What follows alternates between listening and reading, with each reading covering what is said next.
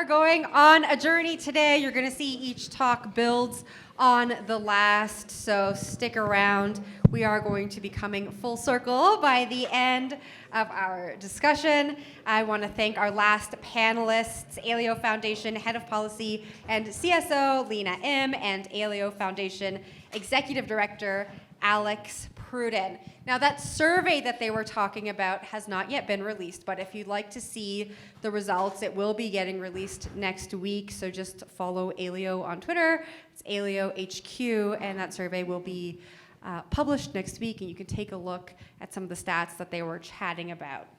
Now, it's one thing to talk about expectations for privacy, and it's another to discuss the personal price today of privacy. I think that we can all agree Web 2 created models where users, every one of us in this room, pay the price for that privacy, and it can cost thousands of dollars to keep your information secure.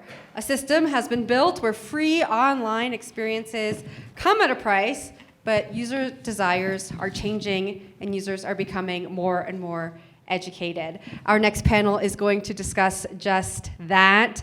Join me in welcoming VP of Operations at Aleo Foundation, Nse Barna, attorney and director of business development at Industria, and our lawyer who's giving legal advice in office hours right after this, Laura Cole, University of Wyoming Center for Digital Innovations, Steve Lupian, and co-founder and CEO at Ethos, Nikhil Raghuvira. They're going to be talking about the personal price of privacy. Yeah, thank you guys and welcome. My name is Nse Barna. And today we stand at this crossroads of innovation and technology and like personal freedoms, where our most intimate like details can be on the internet mistakenly just by a click of a button. And even with the advancements of VPNs and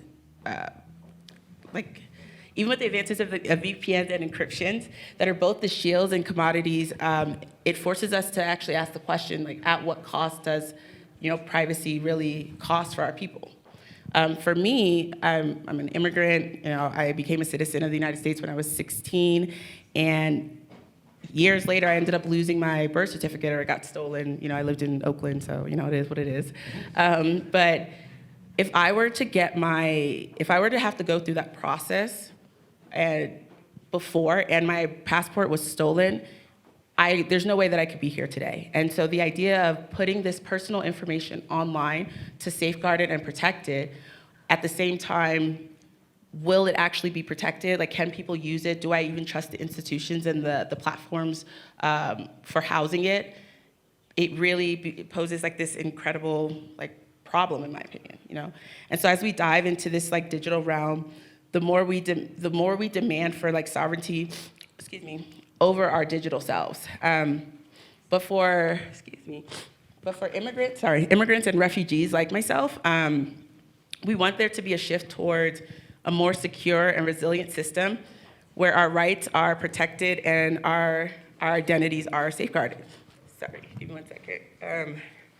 And just like Jennifer said, I just also want to help introduce our panelists, to help unravel these complexities. And we really did bring together a distinguished group of visionaries who are at the forefront of legal, academic, and the technological realms. Stephen Lupian, who's pioneering efforts at the University of Wyoming Center for Digital Innovation, who is really equipping the next generation with the skills and the tools to navigate and shape this digital land. We have Elsie, Laura, who, Jennifer already said everything. This amazing attorney, this legal strategist who is really at the forefront of the legal implications and how we actually are gonna be putting this stuff into practice. And then Nikhil Raghuvira, which is, I have a really interesting name too, so I like hearing them. But Nikhil Raghuvira, who's the co-founder and the CEO of Ethos, who's doing a lot of groundbreaking work in the tech sector, who provides like real solutions to the ongoing privacy challenges, and really is pushing us towards a future where digital autonomy is, not just a concept, but it's real life practice. So, my stuff's all over the place, but let's just start then. So my question is going to start with you, Elsie. Given the legal implications and the overarching impact of the GDPR's regulation on global innovation and privacy practice, has there ever been a time that you can share with us where it directly impacted a project within your sector outside the EU? And how did you adapt to meet these regulations and still keep innovative momentum?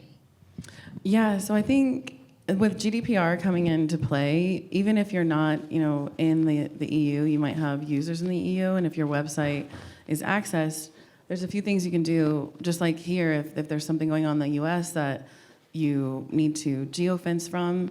So if you're really that concerned about following through with GDPR regulations, you can geofence. But a lot of times it comes down to like terms and service and ensuring that you're compliant. That compliance lift, depending on how you're consuming data, you're taking data, or you're storing data, can be a kind of a hefty legal lift. So there's things for, when that user hits your website under one of those jurisdictions in the GDPR, you might have different operations than if they're in a different jurisdiction. So you might store the data differently, or you might have to, on your back end, have your website operate a little differently. Or you can just go full in and with compliance if you can reach that level, if your budget's there and you can ensure that you're storing the data correctly and you're navigating the privacy rules of the GDPR. But I've not seen it ever stop someone or stop complete innovation. I've seen adaptations that have to happen along the way, but you see that in every jurisdiction because, even California has its privacy rules, and there's a lot in the US that you have to comply with no matter what privacy issue it is or website issue it is. It's not just a Web3 problem. This is legacy Web 2 that you still have to comply with. Nice. For Nikhil and Stephen, do you guys think that some of the regulations impose an unfair imposition on global innovation, or is it just a necessary step, and how do you get over to that? Listen, as much as we don't like some of this, in many cases it's the law, and we have to build products and we have to comply with the law. We in Wyoming, for example, are doing something I think pretty innovative and groundbreaking. Last year, our legislature decided that Wyoming is going to create and issue a stablecoin. And obviously, when you do something like that, you want to have a lot of privacy built into it. You want it to be something that will hopefully set the stage against a potential federal CBDC, but we've got the Bank Secrecy Act, and we've got Know Your Customer and anti-money laundering regulation that we have to deal with. And how do you issue a stablecoin, for example, and make sure it doesn't end up in the hands of prohibited countries or individuals? We can geofence, our token around the borders of Wyoming, but what kind of utility would we have then? So that's the constant balance that we have to deal with. And I one of the things I talk about with my students is, generally speaking, the trade-off is privacy versus convenience when you really think about it. How many of you, honestly, the last time you accepted a EULA, read the whole thing? Okay? Really, nobody does. And until we have regulatory change, like changes on the third-party doctrine. Third-party doctrine basically says if you willingly give information to like a cell phone company or your bank or something like that, then the government has access to it. But does that really apply today? When the Bank Secrecy Act was first created in the 1970s, banks, the only information they had was your name, your address, your social security number. Now think about what your banks have, okay? So when a lot of these laws were written, they also didn't factor in, our economy growing the way it has and the information that we have. So I'm not a big fan of regulation, but at the same time, that's the world we live in. And I think we have to understand that trade-off. So, Nikhil? Okay. Yeah, I think on our end, I mean, the complexity is added, right? When you have different regulations around the world. If you're a project, so primarily in my avenue is working with different projects on implementing policies into their smart contracts. And so the challenge here is, where are you located and what type of application are you? Are you meant to be a permissionless infrastructure that is fully designed to be credibly neutral, or are you an application? What are the flow of funds? Are you having an instance of potential risk of commingling funds if you're an LP that is, an institutional LP, or even not an institutional LP? And that's when you start having that complexity. And so when the question was like, how does that affect innovation? The challenge of innovation is really that it comes down to, how does a developer or a project or an ecosystem or a DAO navigate that increasing complexity based off of where you're located and what you really should be adhering to? And that part becomes very unclear for everyone. And that's the part where I think we still have to navigate and figure out. And one in which what becomes really important is the only tool for that something that relies on KYC, or something much more flexible than that? Because Alex was talking about it earlier, right? That if we're thinking about mass adoption, KYC actually doesn't work for everything. And a big reason for that is there's a number of people who just don't have an identity. And so if we think of crypto as a way to, and blockchain technology as a way to grow the pie, rather than keep it within the same exact system, you have to think about the opportunities for kind of increasing adoption and how you can design technology ground up for that. And so I think the big challenge from a policy standpoint is when you are trying to put in place one-size-fits-all rules for all different types of development without understanding the nuances of what is it being used for, what are the flow of funds at the end of the day, and where does it fit when you think of within an overall blockchain system. And to that, thank you for that. I'm curious for Stephen, when you hear something like that and you hear about like the whole one size doesn't fit all, and as an educator, how do you teach the next generation to basically innovate and to create some of these ideas if you have to navigate through that landscape too? Well, it's certainly a challenge. I mean, we're a global industry that has to operate in 196 different, nationalities, and that all have different, rules, different approaches towards privacy, towards regulation. Heck, I mean, some even outright ban parts of our industry. And from an educational standpoint, it's actually relatively easy. Some of my students are here now. We have open and honest discussions about this. And what are the implications today about all these various regulations? But where do we think it's all going? And as a university, our influence is in a very, very small area, the state of Wyoming. And I think we've done some pretty amazing things in Wyoming. We passed almost 40 laws enabling digital assets and privacy. And we are well ahead of every other state by far. But they only apply to Wyoming. So now we hope that other states will see what we are doing. A good example is a couple of years ago, we mapped digital assets to UCC law. And the Uniform Law Commission, which is the organization that creates model law for all the states, were furious with us because they don't like a state to get out ahead of everybody else. They actually wrote letters to our legislatures just basically saying, we want you to cease and desist. Now, anybody who knows Wyoming, that just ran up the score. Okay, you don't tell a Wyoming legislator they can't do something. But interestingly, Article 12 is now coming out of UCC law, and it's primarily based on what Wyoming did 3 years ago, with some changes. But, so I think that's what our responsibility is. Let's model the right way to do it, and let's hope other jurisdictions see the right way and, adopt the same kind of model stuff. Yes. So in modeling it the right way, and for ULC, and thinking about the idea of what is actually the right way, and because of the compliances in your legal background, do you also think that there is a risk of being overly cautious or even like paranoid perspective when you're looking at or going through these landscapes? Well, I mean, as a lawyer, I'm always trying to hedge risk, but ultimately it's the client's duty to decide what risk they're comfortable with. So I can't decide for a company. I can only advise a company, here's your risk scale, find a spot that you're comfortable with.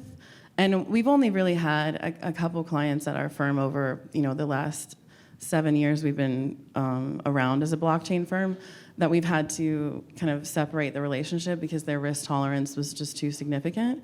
Because there's not a lot you can't do in this space. It's just how much are you willing to do the research to get it done correctly. So you can find a path forward, but it might take a lot of research, it might take a lot of work with your lawyers, and it might take some really creative solutions where you're creating those best practices in those gray areas, but you're doing it in a way that a judge or the regulators would not have so much discomfort about, because you took the gray area and hedged against the risk and went a little bit more compliant or a little bit safe in that gray area without pushing it too far. So there's not a lot you can't do. It's just how much are you willing to work towards what it is you want to do, and how can you negotiate the little changes you need to make along the way. And it gets really technical and it gets a little tedious, which is why people don't love working with the attorneys. But that's the best way to navigate that risk tolerance, because this isn't going anywhere. We're only spending more time online. What you're developing is creating another way to have a touch point online. Whatever it is you're building is pulling people online more, and that's not going anywhere. So we have to address this head on, because data privacy is very important. It's in it, and we don't want the wrong people in charge, but we don't want complete anarchy and anonymity where it's just the wild, wild west. So as you're building, you're answering these questions for yourself, and as you build, maybe you'll be the model company that some regulator decides to partner with, or you'll set the example that a country wants to follow or other businesses want to follow. So you need to think, as you're innovating in a gray area space, you need to think, do I want to be the good tone setter, or do I want to be the kid that gets in trouble in front of the principal's office because that government's coming at you hard? Nice. And so speaking of anonymity and kind of switching gears a bit from conceptual to something a little bit more tangible, Nikhil, when you're talking about anonymity, are there any ethical considerations that surface that you can share? So one of the big questions for anonymity, right, in crypto, the big one was Tornado Cash, where can you be someone who can use Tornado Cash for a good reason? And plenty of people do, because there's a value of privacy, right? But the challenge, of course, then was the US government said Tornado Cash is now a sanctioned entity, essentially. So anyone who now interfaces with Tornado Cash automatically is now implicit or basically taking part in illicit finance.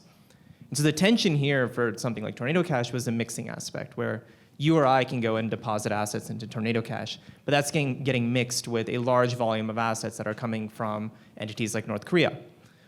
And so the tension, the immediate tension that comes about for privacy, at least that's come up most recently, is how can one exist in a private system while also clearly not being involved in illicit activity? And that is that inherent tension when it comes from a government and end users, and from a privacy standpoint. So then what we've been looking at here is, how do you actually deal with that? How can you participate in a private system while still showing that you are not a bad actor, that you're a good actor, or at least not doing anything malicious, but be able to still kind of use that, because privacy should be a right. And that part gets really tricky. And that's where you do need to turn to things like zero knowledge technology to actually be able to enable that. Or there are other ways. Vitalik has written about association proofs, right? That you can use association sets to segment out your liquidity to say, hey, there are differences here in terms of who's providing liquidity into these different sets.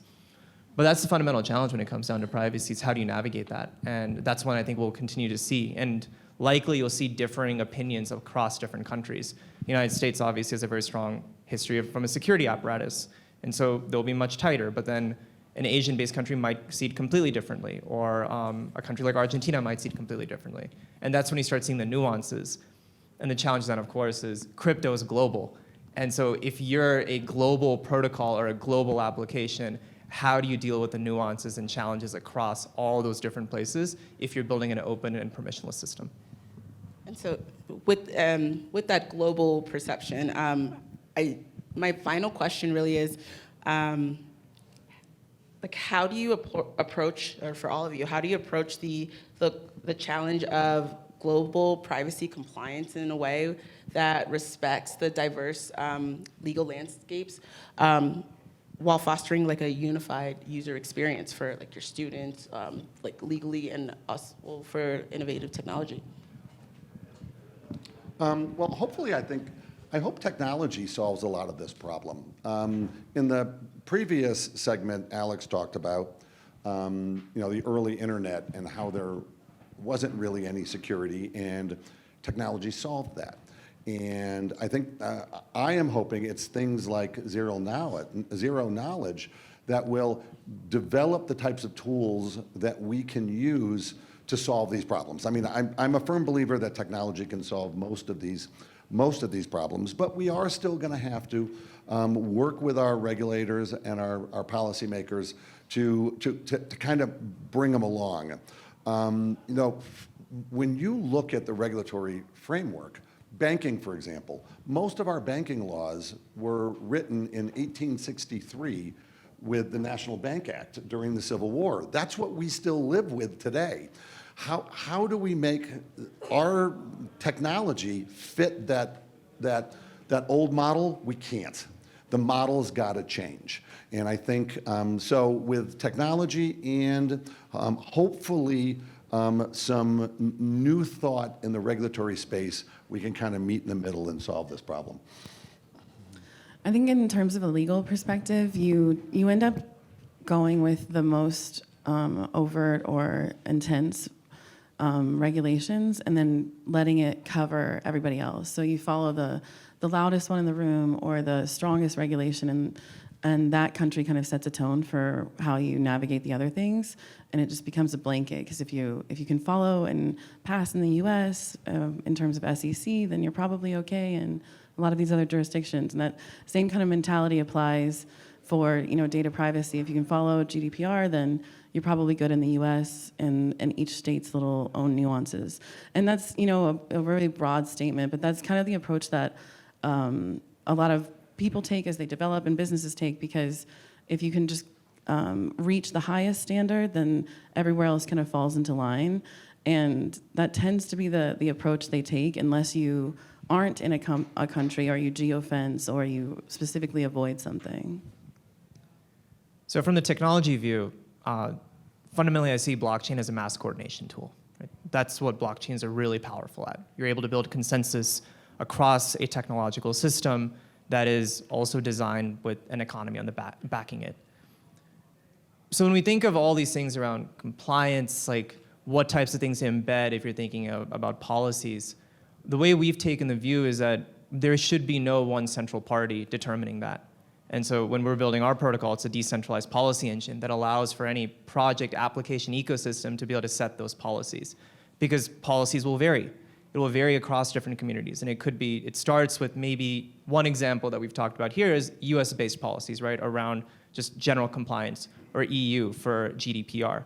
But again, a community currency in Argentina might have very little care about GDPR or a US-based sanctions policy. There's no interest on that, right? It doesn't matter in that case for them. And so in that case of how do you have that full spectrum of policies and whatever that is, and how do you better abstract that away?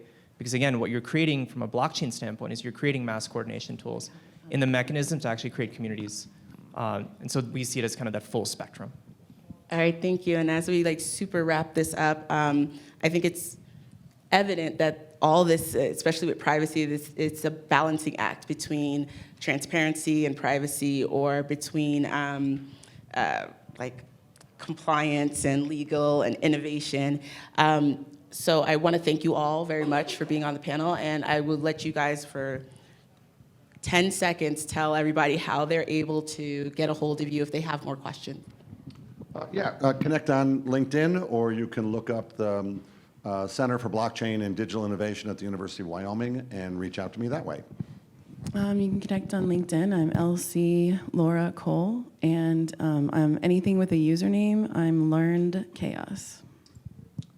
Twitter, it's Pumper, Pumper, Nikhil, so Pumpernickel. And then, and then our website, which is ethos.network. Awesome. Thank you guys very much.